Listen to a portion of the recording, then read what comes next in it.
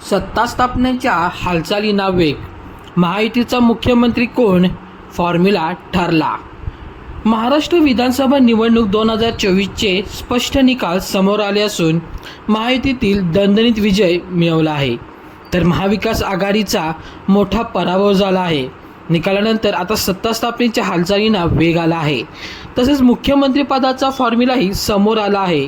राजकारणाशी निगडीत सर्व बातम्यांचे अपडेट्स तुम्हाला या चॅनल्समध्ये नक्की मिळतील.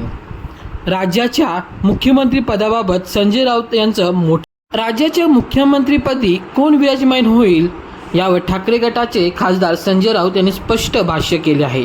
दिल्ली ठरवेल तो मुख्यमंत्री यांना स्वीकारावा लागेल असं संजय राऊत म्हणाले आहेत. तसंच महाविकास आघाडीच्या पराभवाच्या कारणांवर बोलताना कोणी एक व्यक्ती या पराभवाला कारणीभूत नसू शकत नाही असं संजय राऊत म्हणाले आहेत. भाजप प्रदेशाध्यक्ष चंद्रशेखर बावनकुळे यांच्या उपस्थितीत निवडणूक संचालन समितीची बैठक सुरू होणार आहे.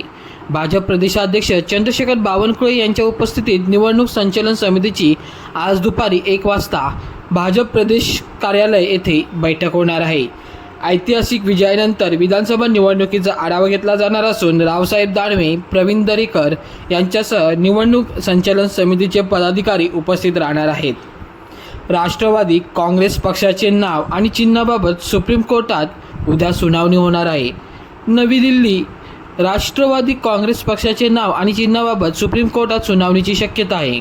विधानसभा निवडणुकीनंतर पहिल्यांदाच होणार आहे सुनावणी. उद्या अर्थात 26 नोव्हेंबर रोजी सुप्रीम कोर्टात सुनावणीची तारीख आहे. राज्यात झालेल्या विधानसभा निवडणुकीनंतर उद्या सुप्रीम कोर्ट काय निर्देश देणार याकडे सगळ्यांचेच लक्ष लागले आहे. सीएम पदासाठी कोणताही फॉर्म्युला ठरलेला नाही, अजित पवार यांनी स्पष्ट केले. सीएम पदासाठी कोणताही फॉर्म्युला ठरलेला नाही, मुख्यमंत्रीबाबत आम्ही तिघे बसून निर्णय घेऊ असं विधान अजित पवार यांनी केलं आहे. राज ठाकरे मुंबईतील उमेदवारांसोबत आज संवाद साधणार आहेत. मनसे अध्यक्ष राज ठाकरे निवडणूक लढवलेल्या मुंबईतील उमेदवाराबरोबर आज संवाद साधणार आहेत. मुंबईतील निवडणूक लढवून पराभूत झालेले उमेदवार शिवतीर्थावर येणार असून राज ठाकरे त्यांना काय मार्गदर्शन करणार याकडेच आता सर्वांचे लक्ष लागलेले आहे. देवेंद्र फडणवीसांच्या मुख्यमंत्रीपदाला वाढता पाठिंबा आपल्याला दिसत आहे. देवेंद्र फडणवीसांच्या मुख्यमंत्रीपदाला वाढता पाठिंबा.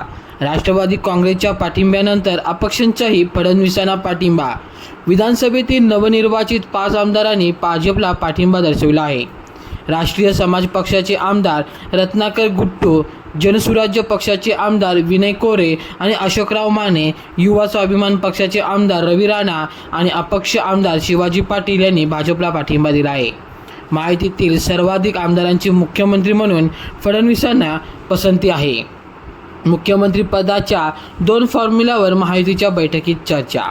मुख्यमंत्रीपदाच्या 2 फॉर्म्युलावरती महायुतीच्या बैठकीत चर्चा झाल्याची कळत आहे. मुख्यमंत्रीपदाचा 2.5 वर्षाचा फॉर्म्युलावर शिंदे गट आग्रही असल्याचं पाहायला मिळत आहे. तर दुसरा फॉर्म्युला 2-2-1 यावरही चर्चा सुरू असून त्यासाठी अजित पवार गट आग्रही आहे अशी माहिती सूत्रांनी दिली आहे. 1 वर्ष अजित पवार, 2 वर्ष भाजप, 2 वर्ष शिंदे असे मुख्यमंत्रीपद मिळावे अशी मागणी असल्याचे समजते. आज तिन्ही नेते दिल्लीत जाण्याची शक्यता आहे. सत्ता स्थापनेचा फॉर्म्युला ठरला आहे. महाराष्ट्र विधानसभा निवडणुकीत घवघवीत यश मिळवल्यानंतर सध्या महायुतीत सत्ता स्थापनेच्या हालचालींना वेग आला आहे. महायुतीचा मुख्यमंत्री कोण यावर सध्या विचारमंथन सुरू असून महायुतीत 2-2-1 असा सीएम पदाचा फॉर्म्युला असेल यावर चर्चा सुरू आहे. विधानसभा निवडणुकीत मतदारांनी महायुतीला स्पष्ट बहुमत दिलं असून महाविकास आघाडीचा फॉर्म्युला बिलकुल चाललेला नाही. या निवडणुकीत मवियाचा दणदणीत पराभव झाला.